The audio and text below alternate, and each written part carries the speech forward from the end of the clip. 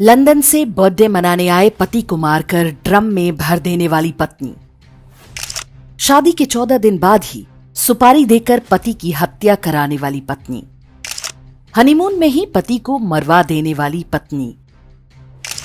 पति की नौकरी पाने के लिए उसका गला घोंट देने वाली पत्नी। कोर्ट की सहायता से पति को आत्महत्या के लिए विवश करने वाली पत्नी। भारतीय समाज में ऐसी घटनाएं अचानक इतनी बढ़ कैसे गईं? ऐसा नहीं है कि ये अपराध पहली बार हो रहे हैं, पहले भी ऐसा होता था, लेकिन अब तक ये अपवाद था। आज ये घर घर की कहानी है। ध्यान से देखें तो पति या प्रेमी की हत्या करने वाली इन महिलाओं के चेहरों पर आपको कोई अपराध बोध या पछतावा नहीं दिखेगा।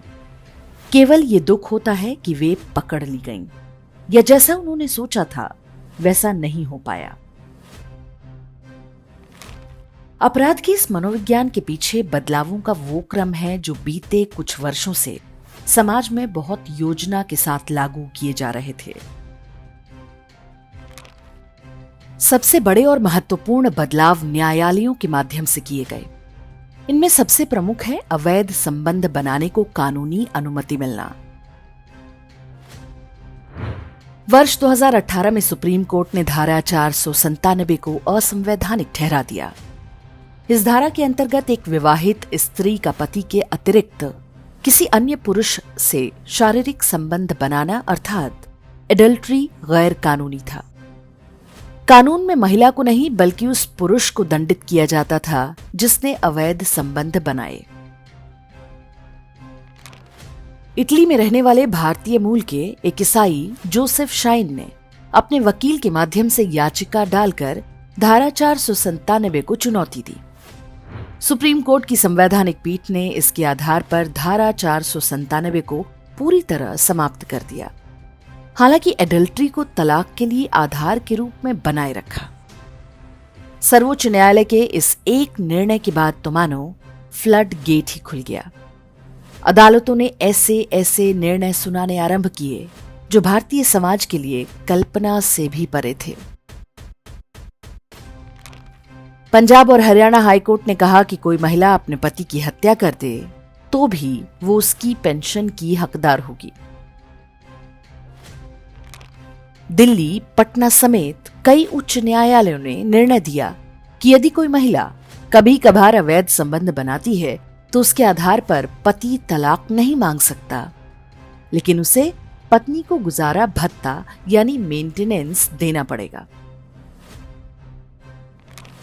मध्य प्रदेश हाईकोर्ट ने एक कदम आगे बढ़ते हुए कहा कि कोई महिला चाहे अपने पति के साथ क्रूरता या कभी कभार अन्य पुरुषों के साथ रिश्ते बनाए तो ये कोई अपराध नहीं, पति को उसे मेंटेनेंस देना ही पड़ेगा। पंजाब हरियाणा हाईकोर्ट ने एक विकलांग व्यक्ति को आदेश दिया कि तलाक के बदले वो अपनी पत्नी को 25 लाख रुपए दे, जबकि यह सिद्ध हो चुका था कि पत्नी उसे बुरी तरह मारा पीटा करती थी। बॉम्बे हाईकोर्ट ने आदेश दिया कि पति भिखारी या अपंग ही क्यों ना हो, उसे पत्नी को गुजारा भत्ता देना ही होगा। मध्य प्रदेश हाईकोर्ट ने लिव इन रिलेशनशिप में भी लड़के के लिए मेंटेनेंस देना जरूरी कर दिया। सुप्रीम कोर्ट ने आदेश दिया कि यदि पत्नी किसी और के बच्चे को जन्म देती है तो भी पति उसका डीएनए टेस्ट नहीं करा सकता, लेकिन पति को उस अवैध बच्चे का पालन पोषण करना होगा और अपनी संपत्ति में अधिकार भी देना होगा। कुल मिलाकर न्यायपालिका ने महिलाओं को जब चाहे विवाह के बाहर अवैध संबंध बनाने की छूट दे दी। ऐसा करते वे यदि पकड़ी जाएं और तलाक की नौबत आ जाए तब भी पति की संपत्ति और गुजारा भत्ते पर उनका अधिकार बना रहेगा। इन निर्णयों ने आपराधिक मानसिकता वाले परिवारों और महिलाओं को खुली कानूनी छूट दे दी। उन्होंने इसे ब्लैकमेल करने का हथियार बना लिया। धारा 497 हटाकर अवैध संबंधों की छूट देने के सुप्रीम कोर्ट के निर्णय के साथ ही अचानक ऐसे टीवी सीरियल्स, फिल्म्स और वेब सीरीज की बाढ़ आ गई जिनमें महिला को अपने पति या प्रेमी की हत्या करते या उस पर हिंसा करते दिखाया जाने लगा। इन सभी में पुरुष को ही खलनायक और महिला को पीड़ित के रूप में दिखाया जाने लगा। कुल मिलाकर कहानी ये कि यदि महिला अवैध संबंध बनाए, पति की पिटाई करे या उसकी हत्या कर दे, ये सारे काम वे मजबूर होकर करती हैं। उन्हें ऐसा करने पर कोई अपराध बोध नहीं होना चाहिए। साथ ही वेब सीरीज में महिलाओं की शराब, सिगरेट पीने या ड्रग्स लेने को बहुत सहज रूप में दिखाया जाने लगा। शराब, फिल्मों और कानून के इस कॉकटेल ने मात्र 5 से 10 वर्ष में भारतीय समाज और विशेष रूप से महिलाओं को बुरी तरह से चपेट में ले लिया। मात्र कुछ दशक पहले तक मां किसी परिवार में नैतिकता और संस्कारों की धुरी हुआ करती थी। उसी समाज में आज महिलाओं द्वारा अपने ही बच्चे की हत्या करने या अपने ही दोस्तों से उसका यौन शोषण कराने जैसे समाचार हर कुछ दिन पर आ रहे हैं। भारतीय समाज और स्त्रियों का ये पतन संयोग मात्र नहीं है। भारत कमजोर हो, इसके लिए भारतीय परिवार व्यवस्था को तोड़ना आवश्यक था। यह काम बिना महिलाओं को भ्रष्ट, चरित्रहीन और नशेड़ी बनाए संभव नहीं था। हार्वर्ड जैसे अमेरिकी विश्वविद्यालयों से पढ़कर आए जजों ने इसे बहुत कुशलता के साथ लागू किया। फिल्मों और मीडिया ने इस आग में घी डालने का काम किया। जिस सरकार पर जनता के प्रतिनिधि के रूप में इस हमले को रोकने का उत्तरदायित्व था, वो मूक दर्शक बनकर तमाशा देखती रही। महिलाओं द्वारा पतियों की हत्या को स्त्री बनाम पुरुष समझने की भूल न करें।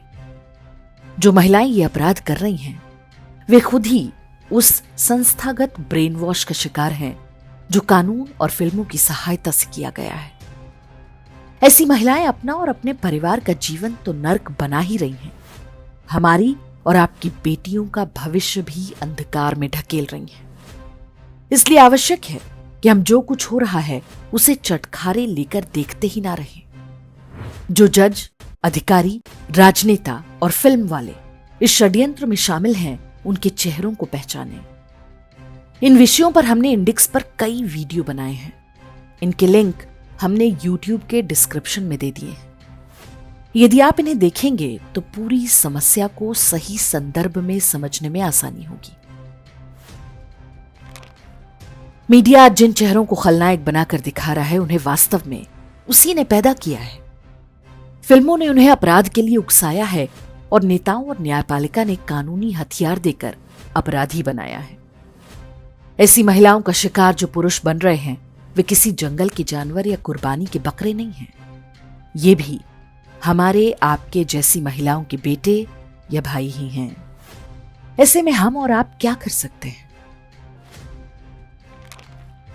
फेमिनिज्म की आड़ में न्यायपालिका के आदेशों का खुलकर विरोध करें, उनके विरोध में बोलें और लिखें।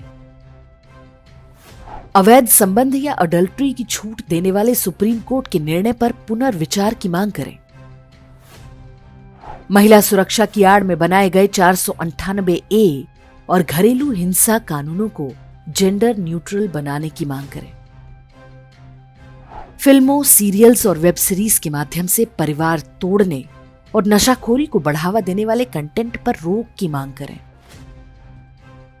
स्कूली पाठ्यक्रम में नैतिक शिक्षा और सदाचार को दोबारा जोड़ा जाए। अपने समाज और परिवार को हम ऐसे जजों, नेताओं और अधिकारियों के भरोसे नहीं छोड़ सकते जिनकी निष्ठा भारत से अधिक अमेरिकी संस्थानों में है। हमें उनके विरुद्ध बोलना ही होगा। आज यदि हम चुप हैं तो एक दिन ये आग हम सभी को अपनी चपेट में ले लेगी।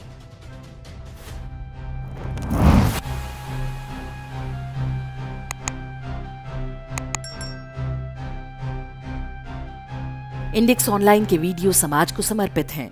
आप इनको डाउनलोड करके जैसे चाहे वैसे प्रयोग कर सकते हैं। चाहे तो आप हमारे टेलीग्राम चैनल से जुड़ सकते हैं। वहां सारे नए पुराने वीडियो आपको मिल जाएंगे। हमारे सोशल मीडिया लिंक हर वीडियो के डिस्क्रिप्शन में होते हैं। हमारा एकमात्र उद्देश्य हिंदू समाज को जागृत और एकजुट करना है। इसमें सहभागी बने। धन्यवाद।